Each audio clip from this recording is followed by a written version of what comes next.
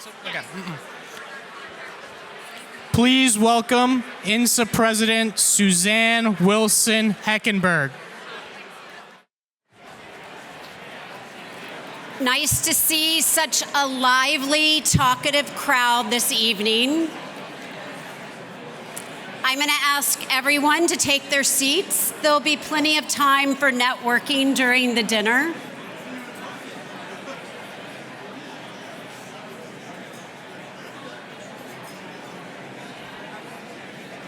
I have some interns who are hall monitors and will be reporting back to me on who's talking later. So, anyway, good evening, everybody. Please take a seat.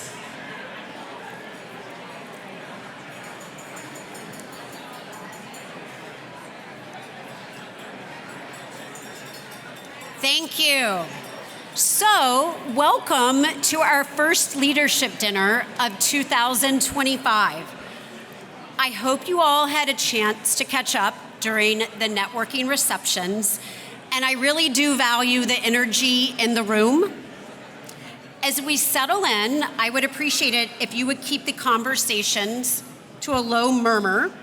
Our speaker, Dr. Scolese, our moderator, and our fellow guest would be grateful. Tonight, we are delighted to host the Honorable Christopher Scolese. Dr. Scolese, we sincerely appreciate your leadership, your service to our nation, and for making time to share your insights with our members and guests this evening.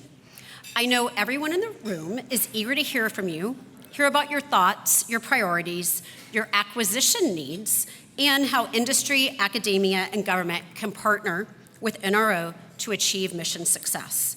Now, briefly, I would like to recognize our sponsors, and this is when you will have the opportunity to be really loud. I love a good cheering section. So I would like to thank the sponsors who made this evening possible. Ariel Secure Technologies, AT&T Public Sector, well done, well done. Amazon Web Services, BAE Systems, CACI, Data Machines, GDIT, Google for Government. Well done. Leidos, Mantech, Oracle Cloud, SAIC, the Potomac Advocates, and Zeta Associates. I will also be recognizing the sponsors at the end of the evening as well, so you all can rehearse a little bit more. We could not bring you all these important types of conversations without our sponsorship support. So please join me in a round of applause for everyone. A special shout out to INSA Chairwoman Tish Long, who will be leading tonight's moderated conversation. During the Q&A, I welcome you to submit your question cards by Zeta Associates to our graduate student INSA interns who are all looking for jobs in the intelligence community by June 1. And as a reminder, this event is on the record, and we welcome members of the press here this evening. Now, here to introduce our speaker, please welcome to the stage Yvette Cesario, Director of National Security for Amazon Web Services. Yvette.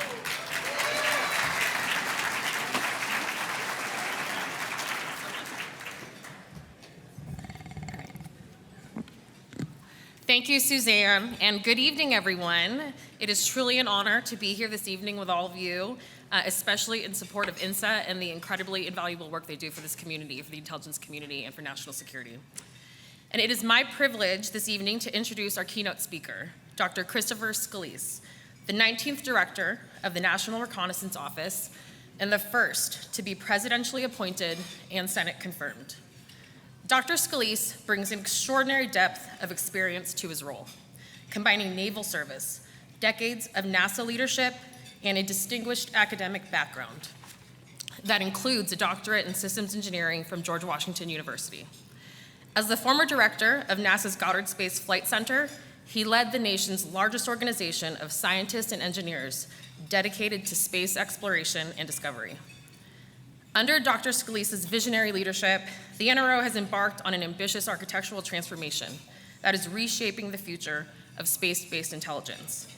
And it has been incredible to support this mission-critical evolution and to watch as the NRO pioneers the development of next-generation proliferated constellations.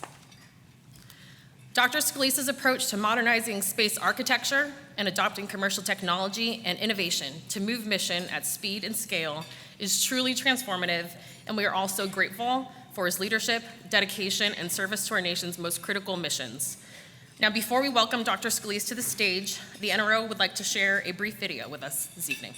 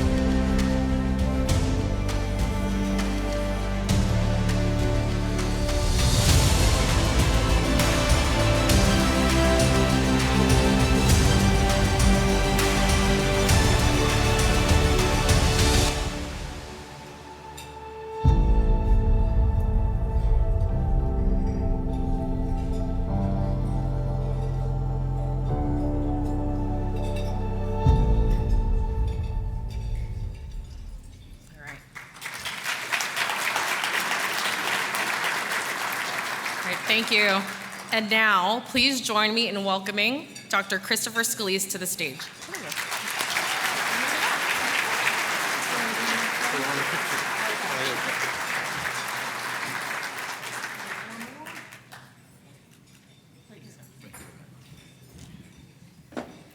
Good evening, everybody. Thanks, Yvette.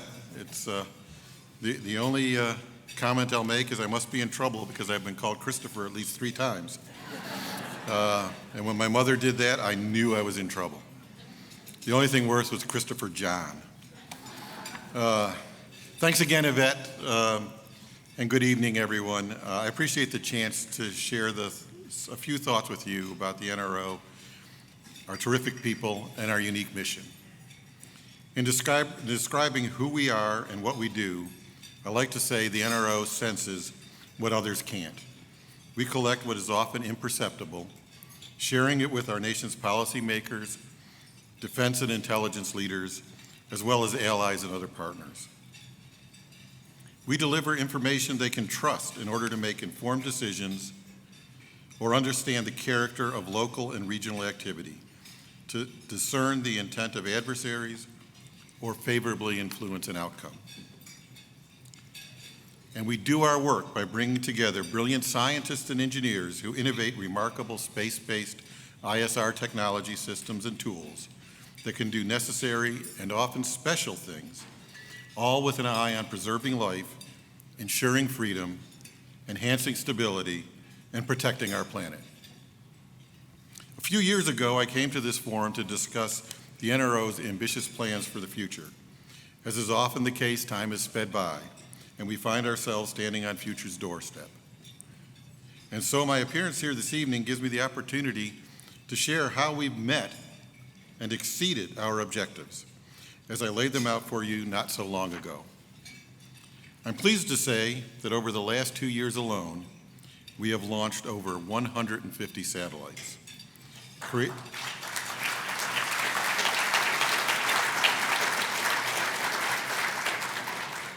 creating the largest and most capable government constellation on orbit in our nation's history, with additional launches coming this month alone.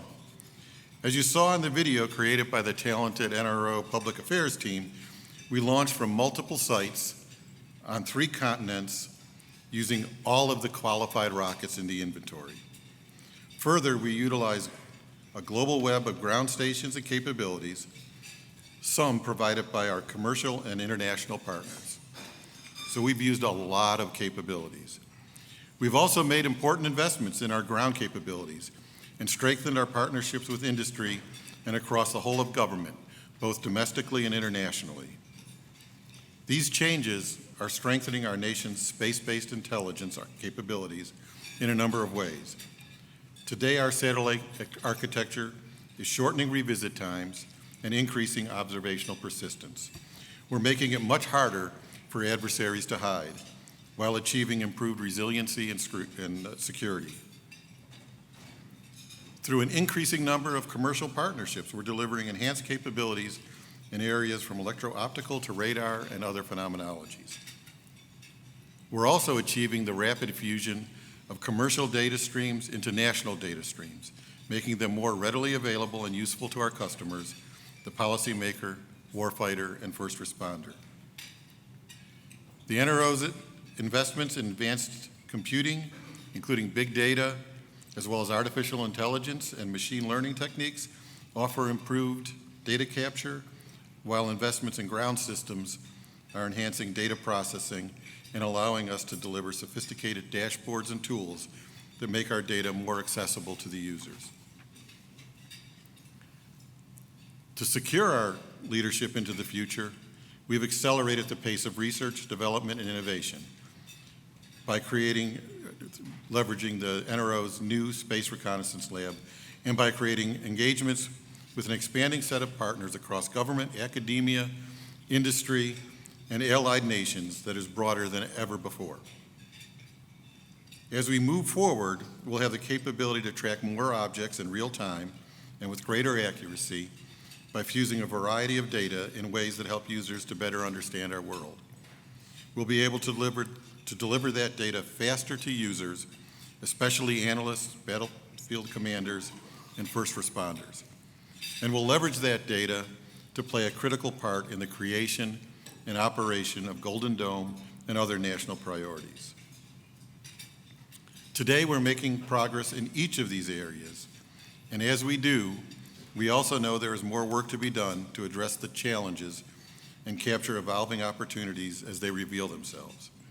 That work will include orchestrating ever closer collaboration among partners that allow us to combine data sets in real time, producing and delivering products with greater accuracy and utility to the end user, re-engineering validation processes and other internal controls to accelerate the acceptance of machine-generated products created from our collections, encouraging innovation by creating permissions for users to develop applications based on our validated data sets, and collaborating with our partners to address policy considerations where necessary that will make this possible. Nearly 50 years ago, INSA foretold that what it would take to deal with these challenges. At the founding of INSA, you defined better government-industry collaboration as a call to action. Knowing its effects would be to strengthen our nation's intelligence and security posture. It's a call the NRO shares with you, one that we have pursued with particular intensity over the last 5 years, which inspires me to share a call to action of my own as I close with you this evening, and it's simply this: the NRO is delivering something special, both in space and on the ground. Now it's up to our nation and us to exploit the fullness of the potential, leveraging the possibilities of our constellation, the computing power of ground architectures, and the abundance of our collections. Today, we have the data and the tools to help answer some of the toughest intelligence challenges of our time, to strengthen security, readiness, and lethality, and effectively respond to disasters and humanitarian crises around the world. The future is here, and the NRO is moving fast, faster than ever before. It's time for all of us to work together: government, industry, academia, allies, and other partners, by combining our respective authorities, capabilities, and talents to enable a more secure and present future. The NRO's committed, capable, and innovative government workforce has always led the way, and will continue to do so, conceiving, developing, and partnering to accomplish our nation's objectives. My commitment is that the NRO will continue to give its very best to secure and expand our nation's space-based intelligence advantage. Bringing together brilliant scientists and engineers, collaborating with government partners, academia, industry, and allies to innovate remarkable ISR technology, always going above and beyond for mission success. Together, we can do incredible things. Thanks again for the opportunity to update you on the essential work of the NRO. I look forward to your conversation after dinner, and maybe not so much the questions. Thank you.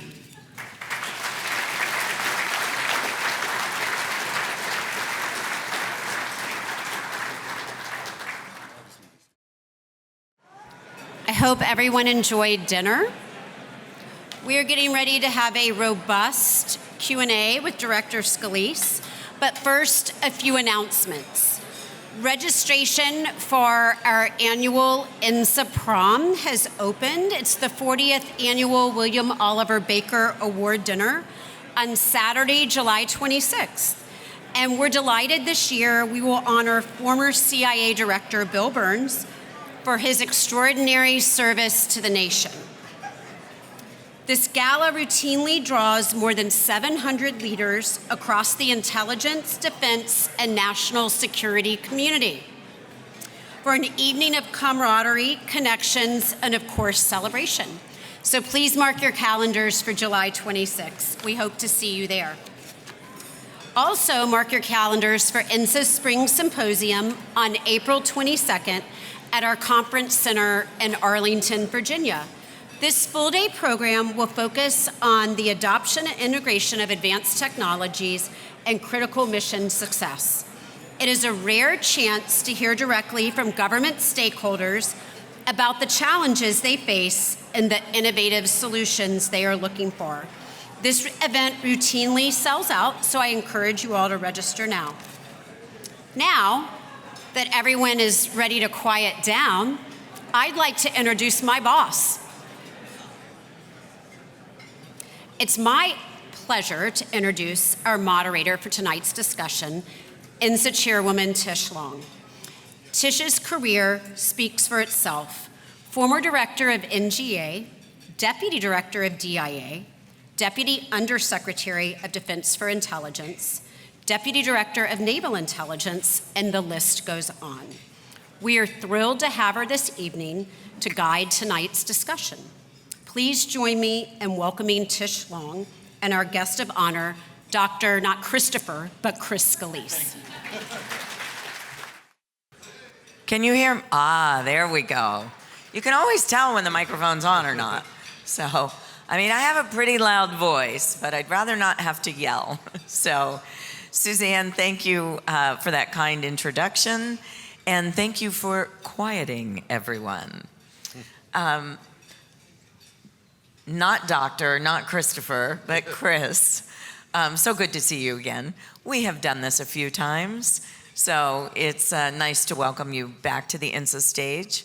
And, thanks for that shout out to INSA and our almost 50 years of public-private partnership. And it really did resonate with what you were saying on collaboration. So we always welcome you back. So thank you for being here. Thank you, Tish.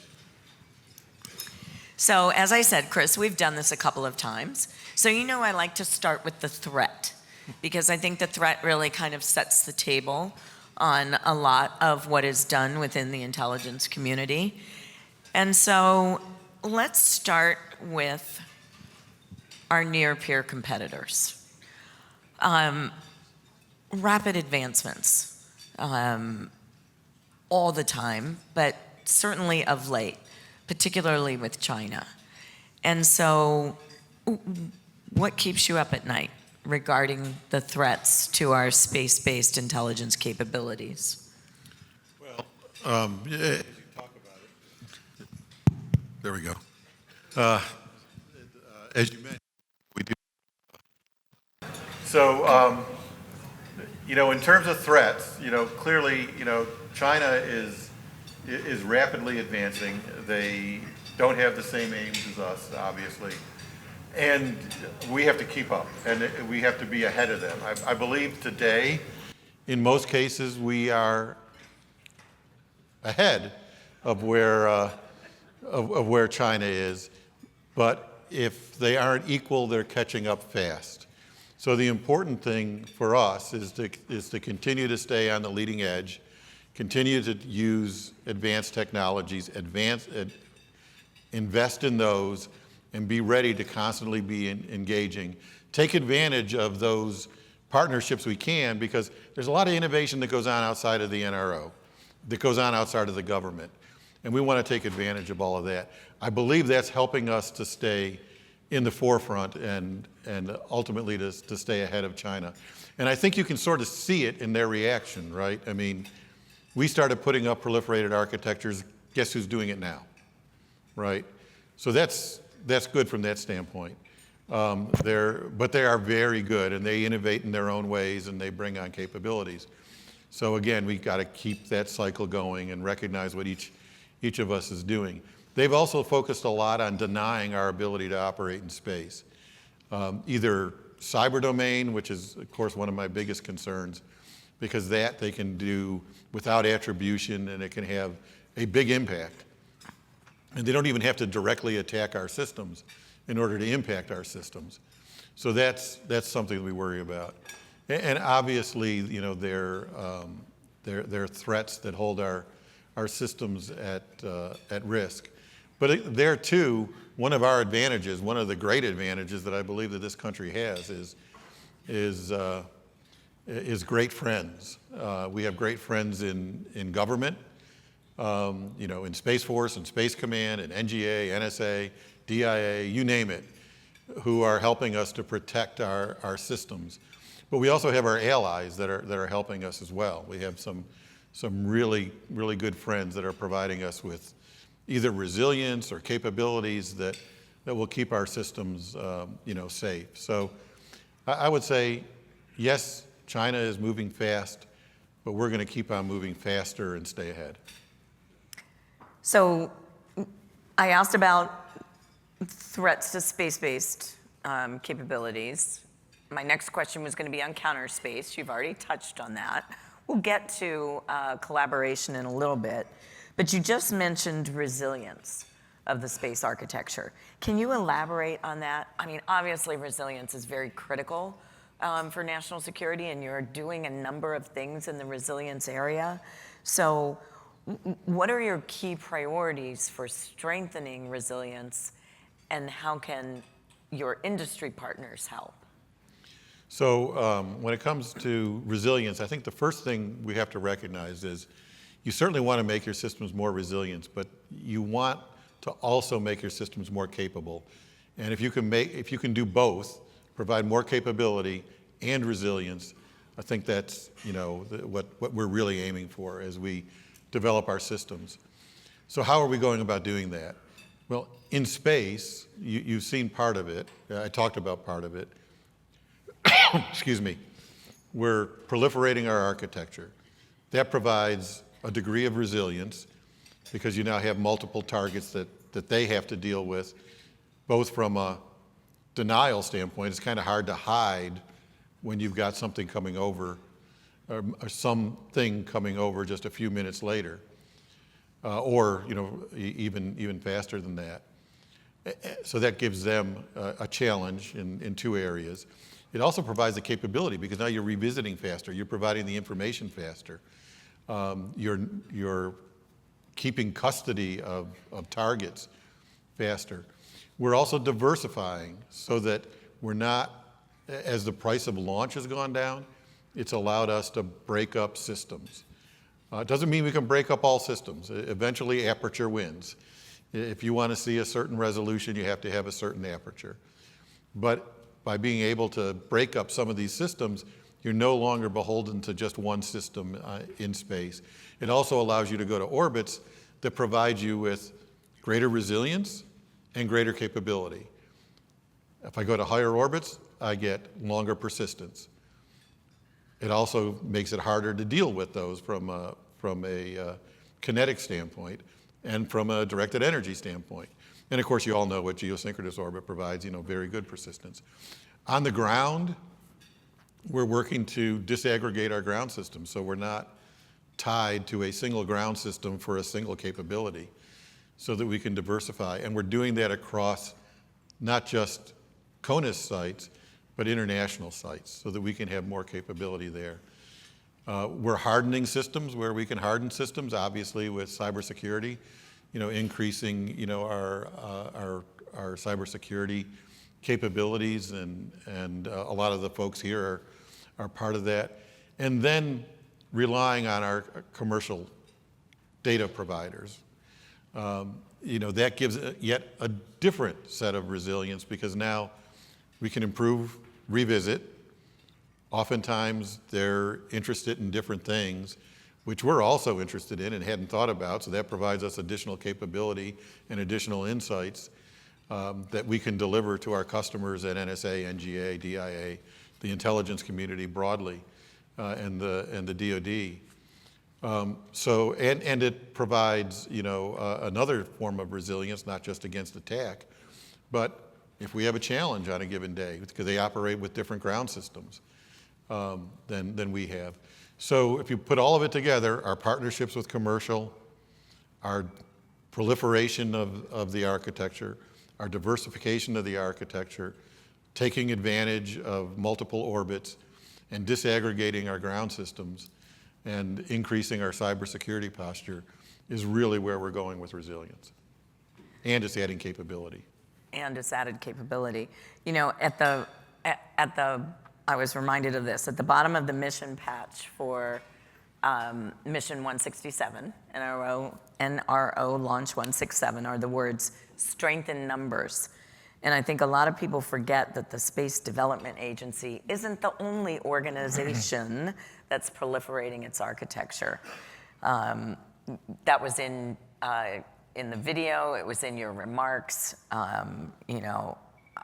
I had over 100, you said 150. So that I think goes a long way to resilience. So you talked about commercial data providers. Let's talk more broadly about commercial space capabilities. I think there's a number of folks here in the audience who are connected with commercial space. So commercial remote sensing providers continue to invest in new space-based capabilities. In the month of February alone, Maxar launched its remaining 2 high-resolution Legion satellites, and Black Sky launched its new high-resolution Gen 3 satellite. In 2024, we saw systems put in orbit from Capella Space, Hawkeye 360, True Anomaly. That's just a few of the folks. How are you thinking about all of this capability that's being launched? How are you taking advantage of the new capabilities? Should we expect to see more funding? And has anything changed with the new administration when it comes to thinking about commercial space capabilities? I think it's too early to say if anything has changed, but one thing that I believe is a constant across all administrations is, again, excuse me, I'm getting over a cold. I think I'm long past it, but I cough every once in a while. I think one thing that we've seen across all administrations is a recognition on the value of commercial. It certainly, provides us with advantages that, frankly, other nations don't have. That investment that is being made in the public sector or in the private sector is paying off in terms of capability. Sometimes they're developing a capability that we don't have that we can take advantage of, or it's one that will augment our existing capabilities so that we don't have to go off and spend time looking at something that commercial world is doing, so we can focus other assets that were designed to do something different on those things that it was designed to go off and do. And that's a real benefit to us. So the investments that are being made by commercial are really valued and used. And as we're going along, we're trying to, and in fact doing it, now starting to incorporate some of those commercial data streams into the operational data streams, or so that they can be more readily, utilized. We work with our partners to go off and do that. It's been a great partnership. Going forward, we do want to have more opportunities. One of the things that is out there, and we're going to put out if we haven't already, an announcement.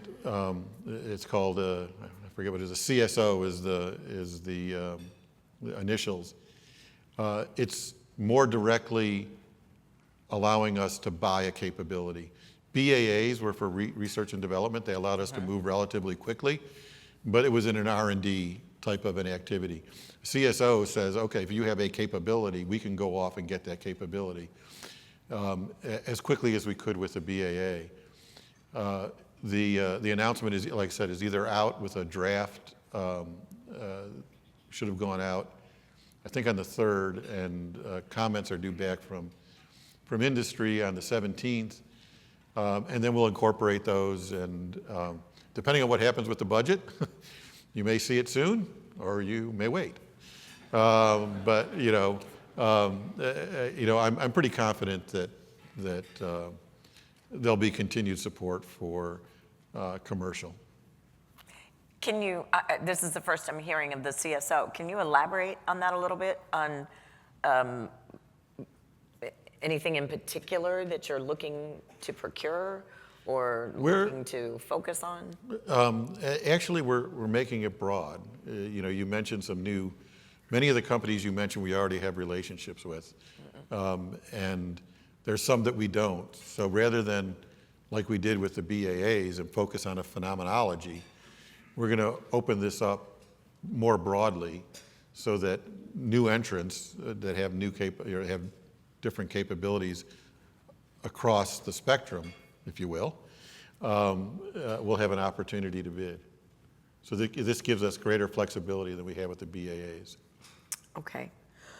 Staying on the kind of the commercial wavelength, if you will, and not so much the commercial space companies, but just leveraging the commercial mindset.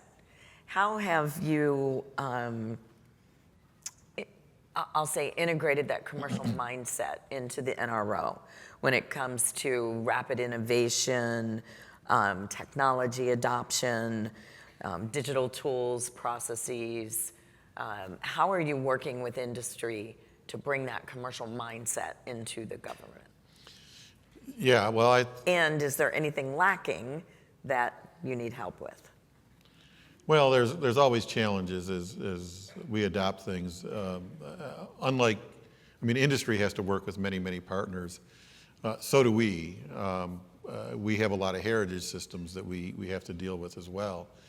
But fundamentally, we're moving in the same directions, and we are in fact learning from commercial, and we're helping commercial do that. Our proliferated architectures are enabled by the fact that we have worked with commercial industry, and we've adopted some of their practices to go off and take advantage of that. For instance, if we're going to work with commercial and make our proliferated architectures work, we don't go off and say the satellite must do this and give a detailed spec. We say, what can you deliver to us? And we adapt to that. We have to marry a sensor to that satellite. The same is true with a commercial sensor. If there's a commercial sensor that can meet our needs, we will adapt our system to utilize that commercial sensor. So in that sense, we've recognized that commercial does good work. They provide a good product, and we can take advantage of it. And the less we modify it, the more efficient that's going to be. That will allow us to take advantage of certainly scale of production, which reduces cost. It also allows us to innovate faster because we can put technology on there at a faster pace than we have in the past. And that will allow us to focus on things that are a little bit more difficult to accomplish, require, significant investment. But again, by adopting a commercial mindset, we're able to go off and do some experimentation, verify that it's going to work. We're going to launch, hopefully this week, launch manifests shift around a little bit nowadays. But hopefully this week, an experiment that's going to carry several payloads up there on one satellite to go off and demonstrate technologies that we want to go off and infuse onto our systems here very quickly.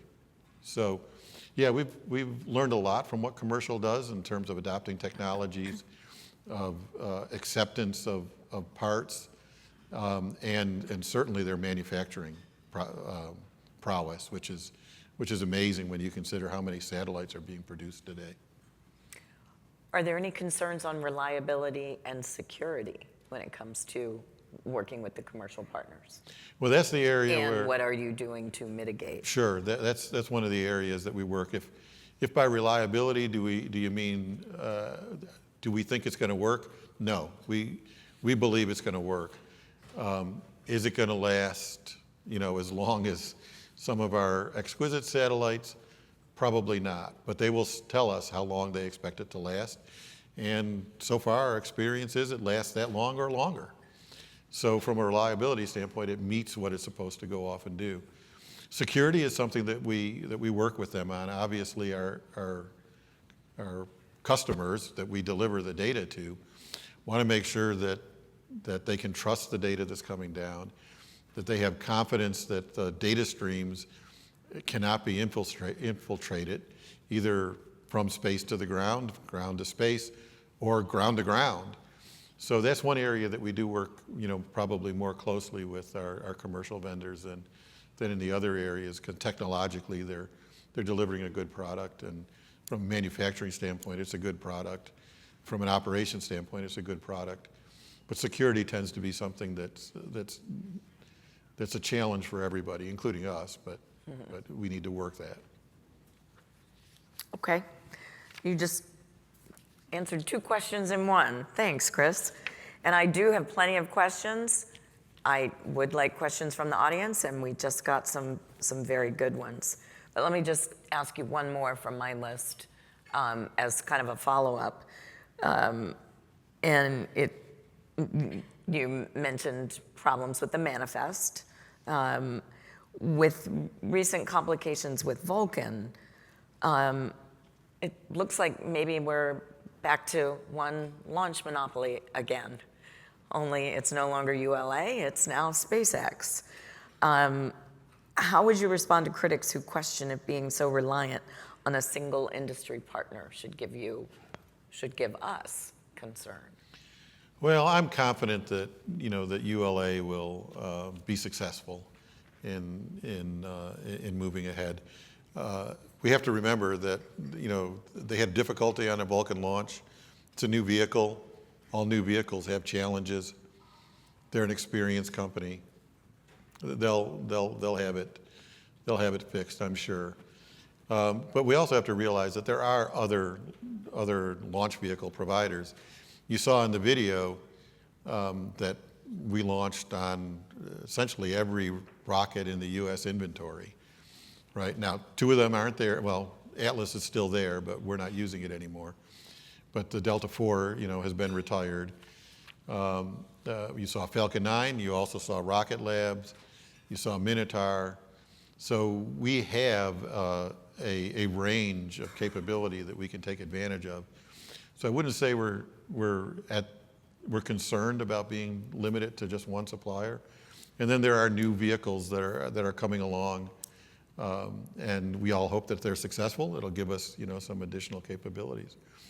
So I think we'll be fine in the launch services area. In the long run, yeah.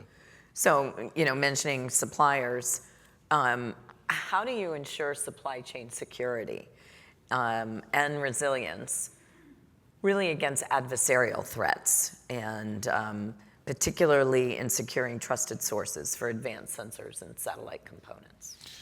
Yeah, that is one of the concerns that we've had. So we focus heavily on our supply chains, and we work with all the companies that work with us to make sure that they're aware of any information that we have that might indicate that there's challenges in the supply chain.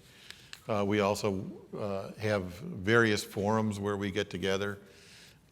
We have one that's run by our System Engineering Directorate every year, where we focus entirely on the supply chain and go off and make sure, and we invite industry and the sub-tier vendors, the primes and the sub-tier vendors to come to that, so we can understand what challenges they're dealing with, as well as what challenges we've identified and seen as we've worked.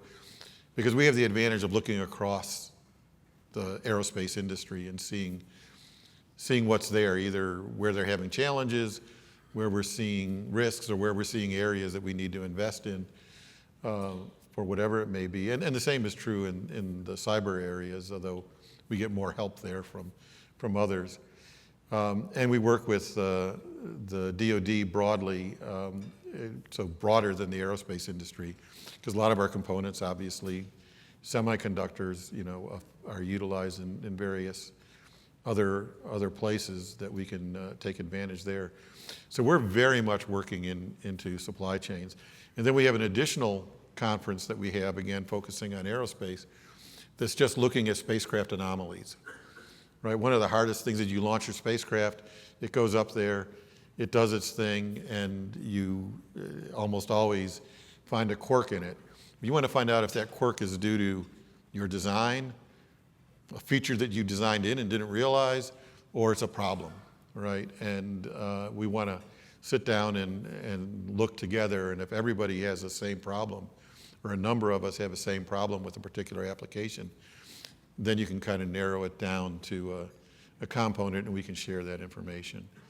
So yeah, we're very interested in the supply chain, and we're very interested in continuing to work very closely with industry to make sure that we have the best parts and the best systems and the best subsystems, and ultimately the best systems that we can get. So you've talked a couple of times, we've both talked a couple of times about collaboration with industry. You mentioned other collaboration in your opening remarks. So let's expand on that. To what extent are you focusing on expanding international collaborations? Well, definitely. I mean, I can't talk too much about that. But I would say, Can you at least maybe talk specific regions or specific priorities?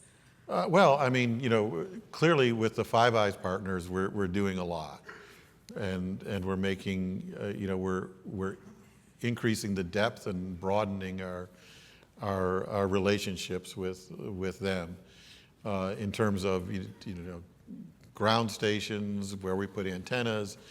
Engaging with that community, those countries, to enhance and expand our capabilities, and we're looking to other partners as well. I mean, there's a number of spacefaring nations: France, Germany, Italy, Japan, that we're all starting to engage with, and Norwegians, and Finns who are developing capabilities.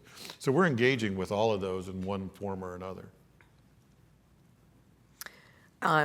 So let's turn to some audience questions. Let's talk about technology. We've talked kind of about process and collaboration, and we'll get to people. So I know that, again, in your opening remarks, you talked about the people. But talking about technology, what is your strategy for current and developing quantum technologies? Oh, it's one of my favorites. You can ask Aaron Weiner in AS&T that every time he comes up to see me, I ask him what advancements have they gone off and identified or developed with quantum technologies. So we are investing in it. We've joined the Washington Area Quantum Technology Alliance to make sure that we're staying on the forefront there. We've actually gone off and focused on bringing in PhDs and researchers in quantum so that we can go off and focus our research efforts and focus where we invest in research on quantum. And we're looking both near-term type capabilities that exist today. Think Rydberg sensors and stuff like that, which you can go off and get today. How we're going to use them, I can't tell you because I don't know. And then further off into the future with with quantum technologies that will allow us to either communicate in more secure fashion or acquire information in a way that really can't be denied in any way. So yeah, we're doing a lot in terms of investing, studying, and actually doing work in quantum. So you actually do have some ideas on how you're going to use them. I mean, you Yes. talked quantum communications and then Quantum sensing. quantum sensing and quantum encryption. And quantum encryption, yep. So that it can't be broken. And we're not ignoring quantum computing. It's just that a lot of other people are investing in quantum computing. The NRO doesn't need to do that. We need to take advantage of it. Well said. Okay, quantum there, AI, ML over here. What are you doing in the whole arena of artificial intelligence? So we've been doing a lot in artificial intelligence and machine learning. Actually, we started more than 4 or 5 years ago in looking at recognizing that we're bringing down a lot of data and our users want to get that data very quickly. So it's important to go off and look at how we could make that data more available more quickly to the user community. So we started working on tools that would bring the data, collect the data and be able to deliver it to our partners in a more efficient way, but also to be able to deliver it in a more efficient way. And that's one of the things I mentioned in there about validation. As we develop these tools collectively, I mean, it's not just the NRO alone. We may be closest to the data coming from the satellite, but we're not the end user of that data. We have to work, to figure out how are we going to validate that so we can trust that algorithm to deliver the data, or to deliver the data that people expect with the reliability that they can trust. So we're in the process of working through that. There's some simple things, I mean, if we can help an analyst by taking an image down and saying it's a tank or a truck, that's to our advantage to help them do it. But that's a relatively straightforward thing. We need to do the more complicated things, and we're in the process of doing that with our partners.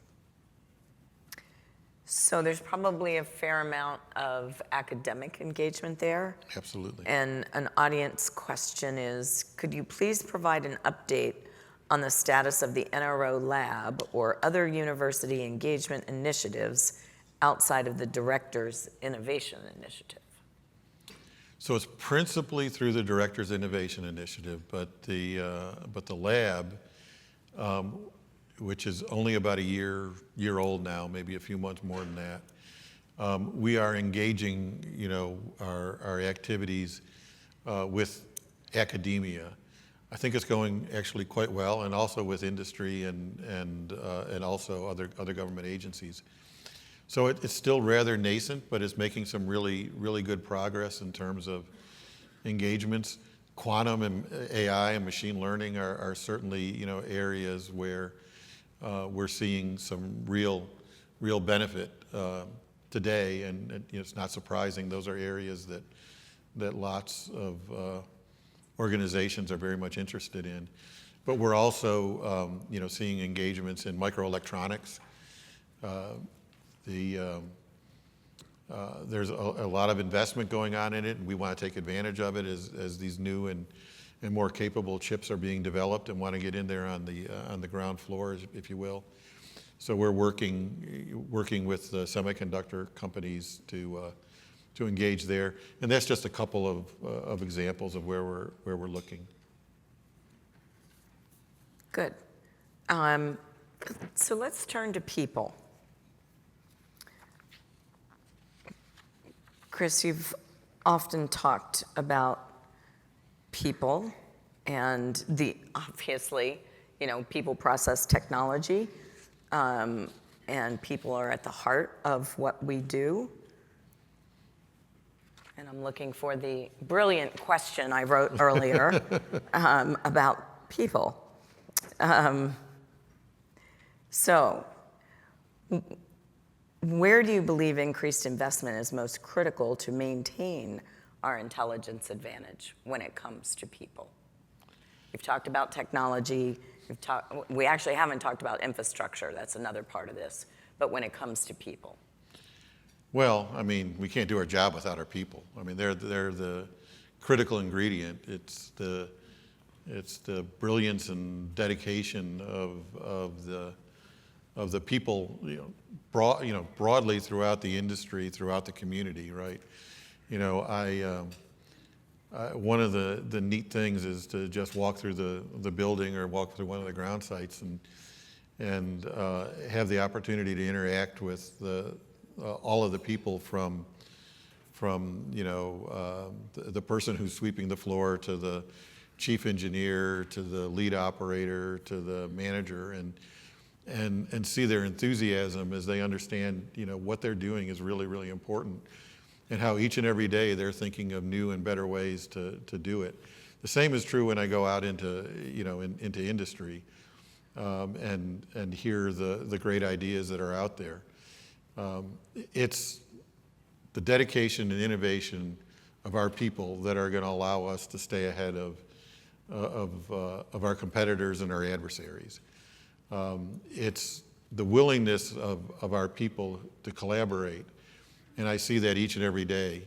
They want to work together. They know that the person next to them has good ideas as well, and the person in the company outside of Westfields has great ideas as well, and we want to work together. So it's the people that are going to make us successful. So I would say it's absolutely critical, and keeping them focused and bringing in new, exciting, ideas as we bring in new graduates who've learned the latest and the greatest and have ideas and enthusiasm and energy. We want them there to bring those ideas and tell us how we can do things differently.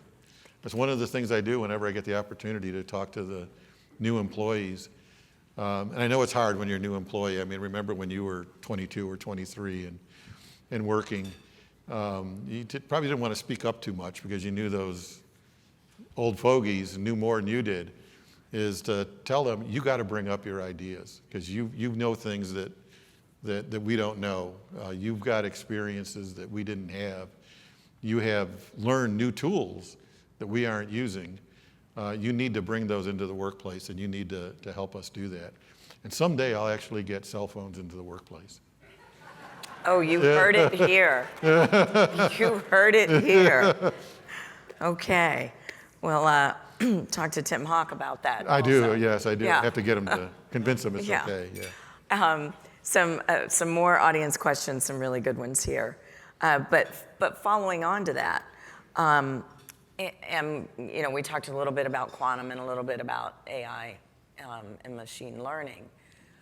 How are you thinking about upskilling the workforce that you have?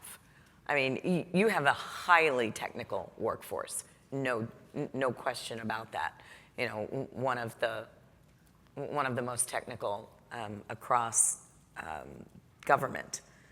That said, technology is changing rapidly. So how do you think about upskilling with the current workforce and upskilling with your industry partners? So with the workforce, there are many self-starters and they do it on their own. But to enhance it, we do, as we're introducing digital engineering and have been doing so for years now, we provide, courses, both online and classroom training so that they're ready to use it. So when we go off and do have presentations or we're doing new designs, they're ready to understand and ingest what's going on as they use, the various tools that you use when you're taking advantage of digital engineering. So we have internal training programs, we have seminars, we have required training for people to go off and take advantage of. So those are, some of the things we do. And we also rely on people doing their self-learning. The same is true with industry. I mean, we will share our ideas with industry and try and do that on a regular basis. We have a number of forums for doing it. Probably the two where we do it the most is our unclassified and our classified technology forums that we hold one each during the year, usually in the summer, fall timeframe, where we share the ideas that we've been thinking about and where we think the industry should go, or we should go, or together we should go. And we also ask industry and academia who are invited to it to share with us their ideas, either in a open forum or privately. So we go off and do that. Like I say, twice a year, once in a classified forum and once in an unclassified forum. It's typically, they're typically about 2 days where we have an opportunity to get together.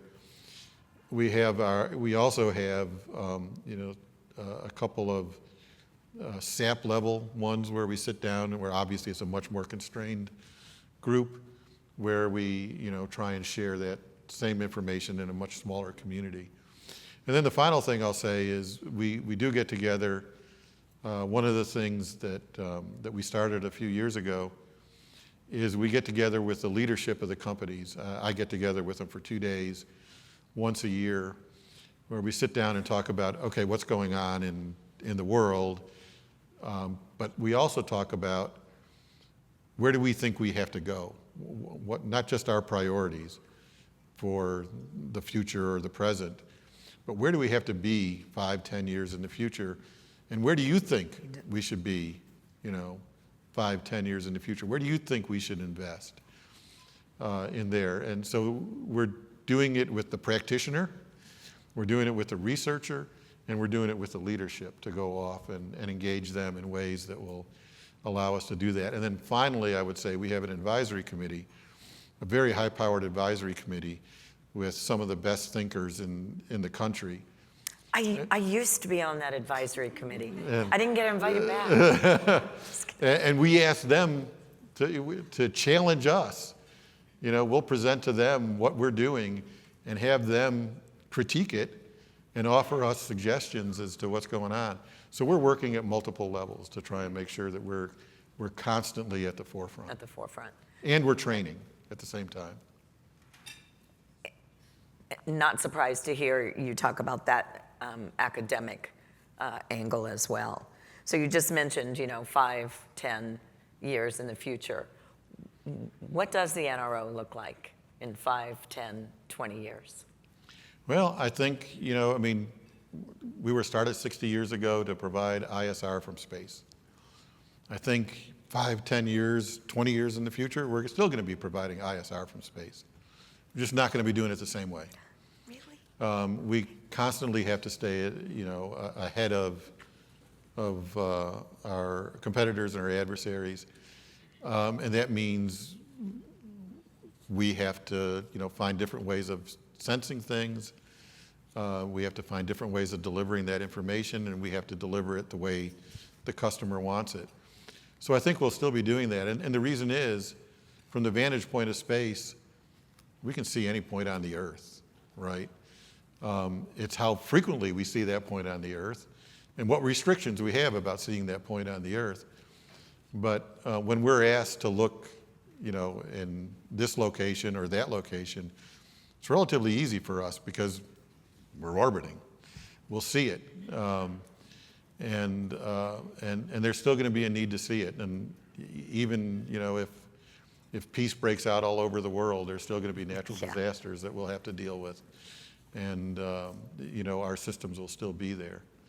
So I think we'll still be, doing the same fundamental mission. We'll just be doing it in a different way. Okay, we got the 5-minute warning. So we're going to do a lightning round.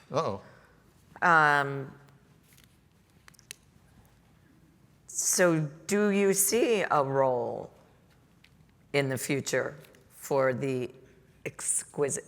I mean, this really comes with the emphasis on proliferated, more resilient, commercial. What will the role of more exquisitely sized systems be? So you still see that? I do. Happening. I think as long as there's going to be really, really hard questions out there, you're going to need some form of an exquisite system in order to answer those questions. What role will NRO play in Golden Dome? Again, ISR, I mean, we're going to need to know what those systems are, and our systems can, by providing information before we ever enter into a conflict as to what's being developed is absolutely critical. And then to the extent that you need ISR to understand what's happening, just pre-conflict and certainly during, hopefully never, in conflict, we can provide information, there. And depending on what the timeliness of that data is, our systems either can do it, can be adapted to do it, or can support it. Good answer. What is NRO's approach to reducing space debris? Well, we have old stuff that we can't do much with, but the new stuff, we either design it for demise so that when it does re-enter, it'll just burn up, or we design it so that we can put it either in a storage orbit or put it in a safe place on the Earth. Is there room for international partners to collaborate? Absolutely. Should we focus on commercial solutions? We should definitely, continue to utilize and commercial solutions. I'm going to keep going. We got some really I can good tell questions. she wants to go fast. Got some really good questions here. I might modify this one a little bit. So, a strengthened / integrated NRO and Space Force resources and capabilities, not integrating the two, but resources and capabilities. What are the top 3 areas you would prioritize? Well, from an NRO perspective, it would be obviously improving our ISR, improving our security in space, and improving space control, or space domain awareness. Okay. All right, last question. Now that you've been leading the NRO for how many years? More than 5 years. More than 5 years. What lessons learned can you share? And how might you compare, contrast with your experience at NASA? Well, let's start off with the big difference between NASA and NRO is 99% of whatever I did at NASA I could talk about and tell you what it is. 1% of what I do at NRO I can talk to you about. So that's really the big difference in terms of lessons learned. Number one, absolutely incredible people, dedicated to the mission, incredibly innovative ideas. You'll find them there at all hours of the day, every day of the week. Skipping birthdays, vacations, whatever, holidays, in order to get the mission done. That's the same in both. I think, working on extremely complex systems that have to work. I mean, when you launch a satellite, I don't care if you're launching it into Earth orbit, or if you're sending it to the moon, or you're sending it outside of the solar system, or you're landing on Mars, and I've done all of those things. They're incredibly complex machines that have to work. There's no room for dumb mistakes. And it doesn't mean they're going to work the way you expect, but you're going to have to figure out how to make it work and deliver what's going on. And again, it goes back to the people that will make it do it. And I include all of us. It's not just the people in the NRO and the people at NASA. It's our industry partners. It's our international partners. It's our government partners that are out there that are using the data. They always find new and better ways of using it. So I guess those are the positive lessons learned. And the other is that, we're always going to keep on, finding ways to do things better with our, with our technology, with our partners, and with our people. Any final words in what I will say these uncertain times that you would like to share with the audience, particularly maybe some of our students and interns, when it comes to the importance of people and culture? Well, obviously, I think, I've had a long career. Many of us here have had long careers. It all started, when we graduated, and it all started with the opportunity to interact with all of the people that you see in this room. And I would say, engage with some of these folks.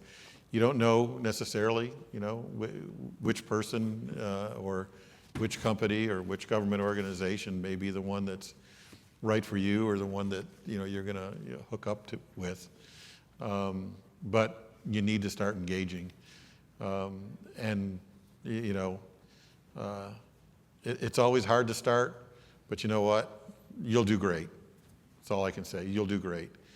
The future is bright and shiny, and you'll make it brighter and shinier as you go through it. Well, Chris, thank you for joining us here this evening. Thanks for your steady hand at the helm of the NRO, and thanks for all your service and what you're doing. Thank you. We appreciate it. Thank you, Tish.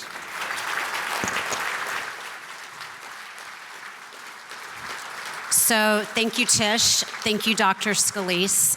Before I thank our sponsors, I want to also thank all those from the public sector who are here with us this evening. A shout out to those folks in the room. Please, a round of applause. And then would also like to give our sponsors another opportunity to cheer for their teams. Aerial Secure Technologies, AT&T Public Sector, Amazon Web Services, BAE Systems, CACI, Data Machines, GDIT, Google for Government, Leidos, Mantech, Oracle Cloud, SAIC, the Potomac Advocates, and Zeta and Associates. Thank you, everybody, for joining us this evening. Travel safely home, and we look forward to seeing you on March 13th at our next INSA event.